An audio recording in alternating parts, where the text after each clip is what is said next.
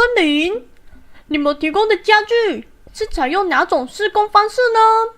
是用螺丝钉吗？奔林所提供的所有家具，全部是采用榫接的方式哦。什么是榫接？榫接是传统木工的结合技法，将一块木板切成凸形，称为榫头；另一块木板切成凹形，称为毛口。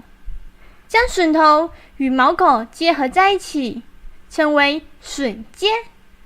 使用这种传统技法制作而成的实木家具呢，不易受气温、热胀、冷缩影响，寿命可长达100到200年哦。